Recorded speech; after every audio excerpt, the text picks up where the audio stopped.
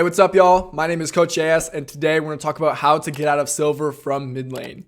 For you guys who don't know me, I'm JS Method, Coach JS, or Jamie, you guys may know me as, and I have been a full-time coach for about a year now. I've coached people all the way from Iron, all the way up to Master and Grandmaster. And I coach people every single day, so I'm going to show you guys in this video the trends I see in silver and how to get out of silver specifically from mid lane. So today, we're going to talk about what I see as the coach from you silver players. I'm going to talk about the skills required and the mental that we have to have and the most common mistakes that I see again. Okay, so let's get into it. The first thing we have to talk about is like, what is silver? Now, it's important to understand a lot of new players have a warped understanding of how ranks work in League of Legends or how time works in League of Legends. And this is because other video games work a lot differently. If we take a more casual video game like Fortnite or another just like kind of casual single player game, 1 year is a lot of time. Or, playing 100 games or playing 100 hours is a lot of hours. But in League of Legends, that's not the case, right? If you play 1 year, you're still new. If you only play 100 games, that is an incredibly small sample size. So it's important to recognize that silver is almost like the bottom of the mountain. It's the bottom of the climb. And this includes bronze and iron. Bronze and iron tend to have very similar types of mistakes. So bronze, iron, and silver is kind of like the very bottom of the ladder, the bottom of the mountain, the bottom of the climb. And it's important to understand that League is a lot closer to like a martial art or a sport or like some sort of skill rather than a typical like for fun video game. Where again, 1 year isn't a lot of time. Silver would be like the white belt. You are at the white belt stage at silver. And that's important to know because a lot of people come into League and they think, okay, I'm going to hit diamond this year. And it's like, that's really, really, really unrealistic. And it can happen, especially, if you have experience in other video games and you're very mechanically talented and you have lots of spare time and you have good resources. Like, it can happen, but realistically, understand that we are at the white belt stage, and to climb up the ladder is to like climb up the belt system. It takes lots of practice, it takes lots of time, and it takes dedication and dedicated practice, not just queuing up and all of a sudden we're gold after 100 hours. That's not how League works. So now that we understand this, and we kind of understand that we're in the beginning and we're at the bottom, how do we start from the bottom? How do we start to build our foundation? So the first thing that I would say is let's talk about our goals. If we're at silver and we're thinking, okay, I want to get out of silver and I want to climb. What are our goals with the game? Do you actually want to climb? Like, why do you play League? Do you play League as a tool to express your competitiveness and as a tool to kind of learn emotional discipline and you can express your competitiveness on the ladder and you use it like that? Or are we playing it socially? Or are we playing it for fun? Or are we using it as an escape, which would actually be a negative way to play League? Are we, coming home from work and we're really, really tired, so we just hop on League and we don't actually like playing the game, but it's just there, so we play 6 hours a game a night or 6 hours of League per night? Like, that would be kind of a toxic way. So if we're playing in a toxic way, ask yourself, do I want to play in a healthy way, or should I quit playing League, right? Should I, if I'm using League as an escape, let's kind of reanalyze what my goals are. If you do want to play League in a healthy way and you are using it because you really enjoy the competition of League and you really, really like the environment and you want to prove yourself on the ladder and you want to climb the mountain, if you want to climb the mountain, then let's get after it and let's set that as our goal and let's understand that that's what we're trying to do. We're trying to climb a mountain. We're not running a sprint here, we're running a marathon. So once we have the right perspective, the right mental on the idea, we're at the bottom and we're trying to climb up a mountain. We can start by having a very systematic, very holistic approach to this, right? We can develop our fundamental skills one at a time. Our fundamental system, our fundamental micro, our fundamental macro and mental. Now, what I mean by a fundamental system is playing in a healthy manner, having a healthy approach to solo queue, playing 3 games a day rather than playing 30 games on the weekend, right? Playing 3 games a day and stopping yourself rather than queuing up all day and then just tilting and not learning a lot. And then micro, and we'll talk about these.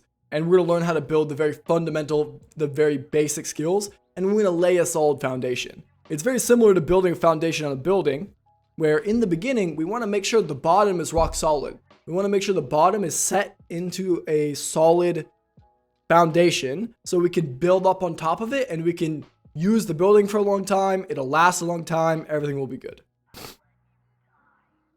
Okay, so what are the fundamental skills?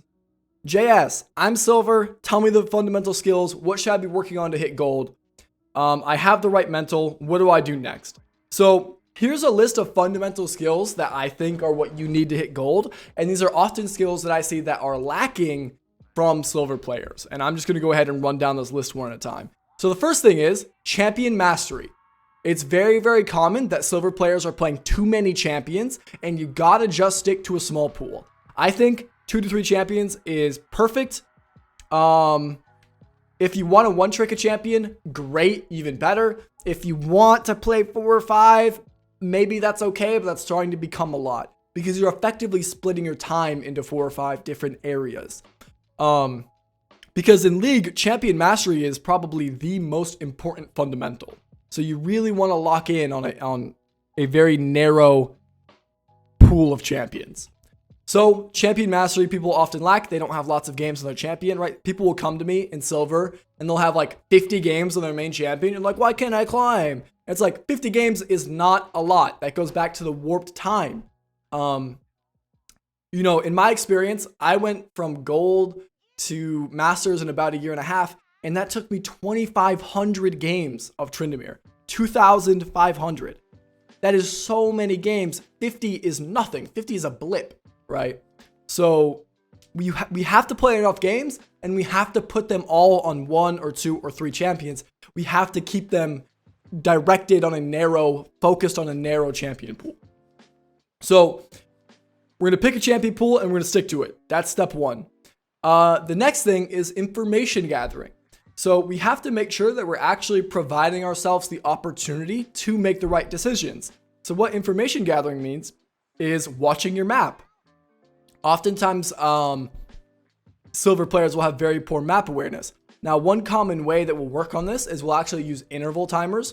So if you look up like 5-second interval timer, something will come up that will beep every 5 seconds. So every 5 seconds, it'll go beep, beep, beep. And while you're working on this, you can just have that interval timer up. And every time it ticks, you can remember to look at your map and ask yourself, what's going on? Do I see the enemy jungler? Or any of the lanes dying? Is there anywhere that I can roam? Right? Now, map awareness is just step 1. Because the next part to information gathering is camera control. Camera panning. Now, when you see something on your mini-map, let's say you see the enemy jungle, or you see bot lanes fighting, or you see your jungle's in trouble, we're going to move our camera to it. And what does that tell us that the map doesn't? It's going to tell us resources that both of the people have in terms of HP and mana. It's going to show us cooldowns that they're using, because if they use their really big cooldowns right away, then it's like, oh, we can just go clean up and they can't really retaliate to us. It's going to show us wave state. It's going to show us how they're posturing and their body language. And as we play more, we'll learn how to react to that. You know, if their bot lane's posturing very aggressively, you may recognize that your bot lane's about to get all in. So it shows us a lot of stuff that the mini-map can't really show us. So camera panning is part 2.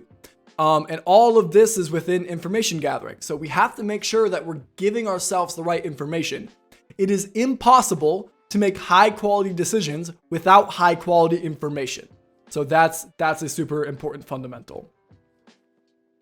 Another one is understanding how valuable minions are. Now, this is one that I see a lot in bronze and silver. People just absolutely disregarding minions. If you want to do anything as a mid laner, you have to think about it in terms of minions. If you want to trade, initiate the trade when they go to last hit. If you want to roam bottom, shove your wave first. If you want to get the dragon, shove your wave first. If you want to dive, shove the wave first.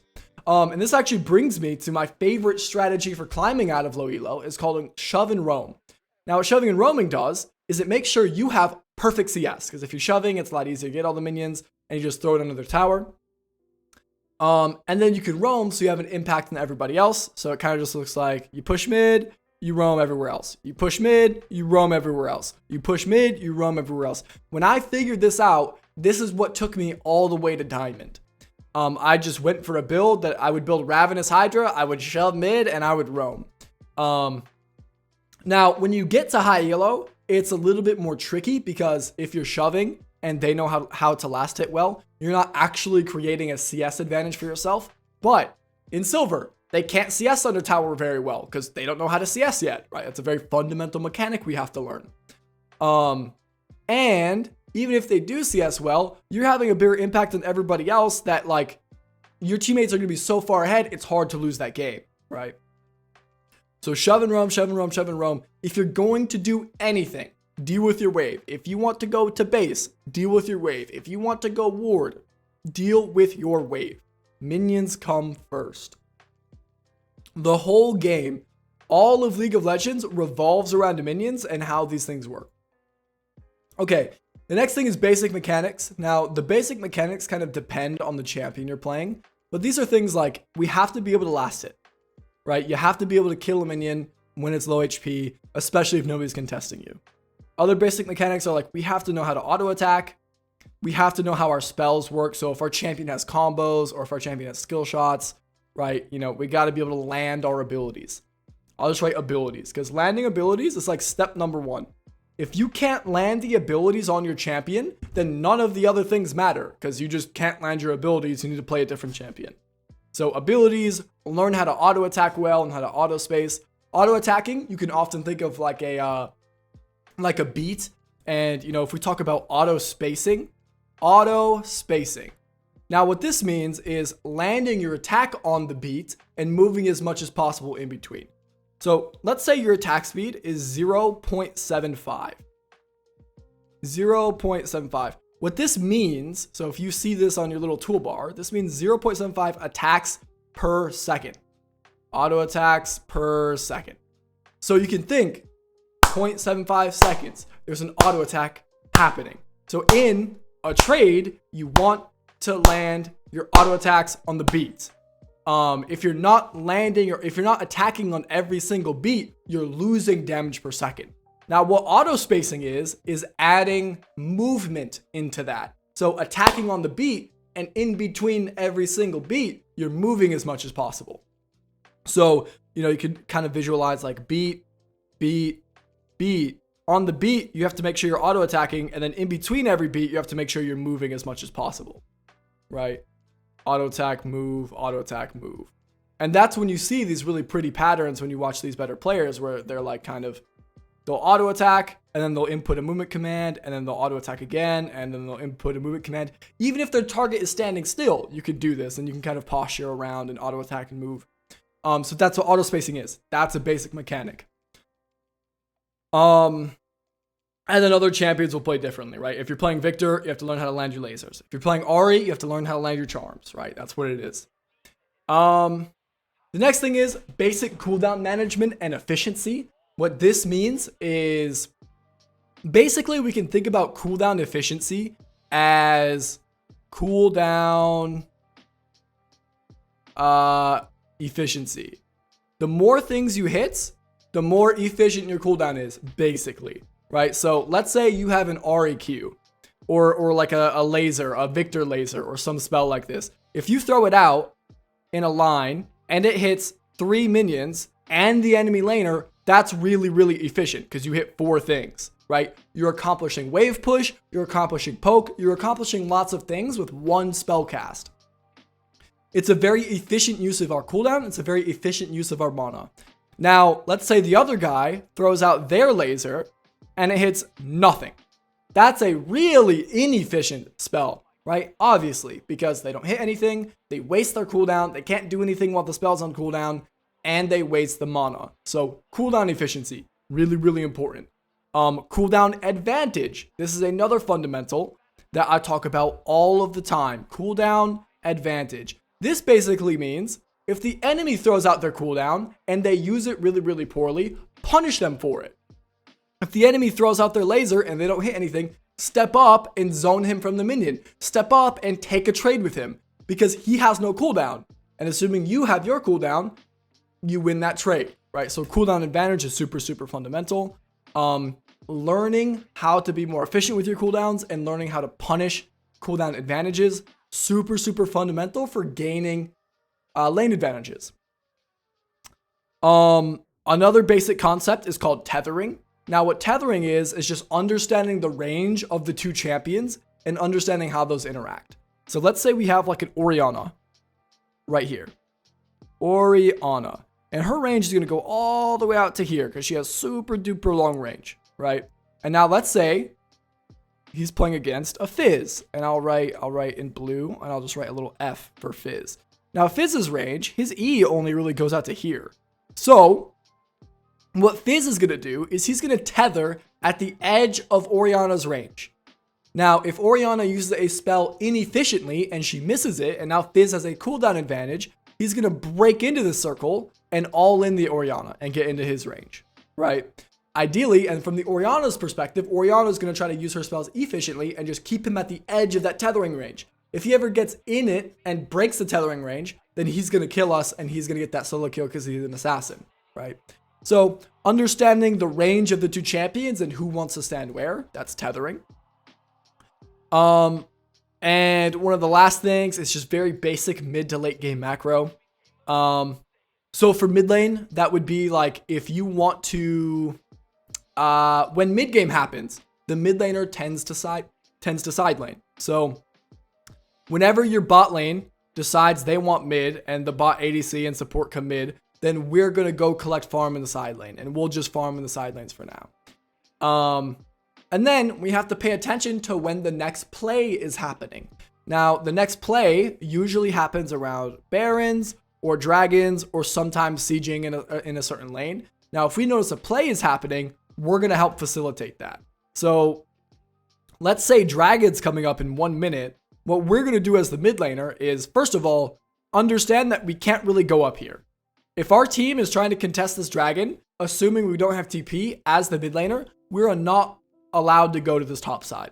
So our goal is to make sure that we have mid pushing and we have bottom pushing and that we gain vision control of this quadrant. Because if these lanes are pushing and we gain vision control of the enemy quadrant, then they have to walk through these choke points. We get to shred them down. If they contest the dragon, they get killed. If they don't contest the dragon, we get the dragon. We're up the objective. Perfect. We can do the same thing for the Baron. That's up in 3 minutes, right? So as the mid laner, it's kind of your job to ask, well, and it depends on who you're playing. A lot of mid laners, like if you're playing an assassin or a burst mage or a split pusher, then you'll come down here and you'll be the one pushing bottom. If you're playing more of a front to back mage, you'll be helping your team push out mid. And if you're playing like maybe sometimes an assassin will push the side lane, then they'll come contest this vision control, right? We'll come sweep the jungle with scanner and we'll look for picks. So understand that's what we have to do in the mid and late game is ask ourselves, what's the next play? What can we do to facilitate it, right? So those are fundamental skills. Make sure you guys kind of go down this, review your own games and see if you're doing these. This next part I want to get into is most common mistakes. So the number one most common mistake I see from silver players is just straight up a bad mental. Oftentimes silver players, they either have a bad perspective or they don't understand, like they have a really toxic relationship with the game or they type a lot and that's really, really bad. I actually have a playlist of mental videos. Here's a picture of them. They're super, super good. Check these out because this is like the number one most common mistake I see from silver. The second one is too big of a champion pool. I mentioned this earlier. If you want to climb, you have to have champion mastery. If you're playing more than 4 or 5 champions, you cannot gain champion mastery in a reasonable amount of time. So stop doing that. Pick a champion pool and go with it if you want to climb. The third most common mistake is a bad system. Now this just means they have a bad relationship with solo queue. Now I often like to use the analogy, do you think it's better to go to the gym for 30 minutes per day or for 6 hours every Sunday or once a week, right? And the obvious answer is it's much better to do 30 minutes per day because you get a lot more you get a lot more options, right? You get to do a lot more things. You know, you can kind of, you could be a lot more well-rounded. You can do this thing, this thing, this thing. Also, you're not getting as tired. You're not burning yourself out. So those 30 minutes are a lot more high intensity because, you know, in the 6-hour session, you're going to work out for 2 hours. Then the last 4 is just going to be a slog and you're going to build bad habits and things are going to be bad. So the point is, League is the same way. Playing 3 games a day is so much better than playing 20 games on the weekend. Try to play 3 games a day. And after your block or after your system, stop, right? If you commit to 2 games a day, or if you commit to 3 games a day, don't let yourself get toxic and play more than that. Or don't let yourself get carried away and play for no reason. You know, let's say on the weekend, some days you want to play 6 games. That's fine, but still have a system. Separate the chunks so you're not playing it all at once and be disciplined with it. Now the last mistake is straight up just not paying attention. Either they're low intensity or you're autopiloted or you're watching Netflix on your second monitor or you just don't feel like playing the game. If any of those things are happening, it's going to take away from your intensity. It's going to take away from your drive to learn the games and the drive to play the games that you're in. So if you want to get out of silver, a very, very big step is pay attention. I coach a lot of silver players who all actually understand the game at a gold or platinum level, and they know what to do and they have decent mechanics, but they do not pay attention. Seriously, if you want to climb, be disciplined, pay attention, and get after it. League of Legends is one of the most fulfilling games to climb on. Climbing the mountain that is the ranked ladder is super fulfilling and can be amazing. So get after it. Shut down the YouTube. Save that for after. If you want to do that kind of thing, probably don't play League. Play a different game that's not, you know, that's not as competitive or as intense. Or just understand that you're not going to climb like that. So keep it to normals or keep it to a second account. Or just know that you're not playing to climb, right? Anyways, guys, this is my perspective as a professional full-time coach of how to get out of silver from mid. Leave in the description what you guys thought about it. Let me know if you have any ideas or any feedback. I would really appreciate it. We've been dropping daily videos here for a while, so subscribe, leave a like, and let me know what you guys would like to see tomorrow. Have a blessed night. Peace.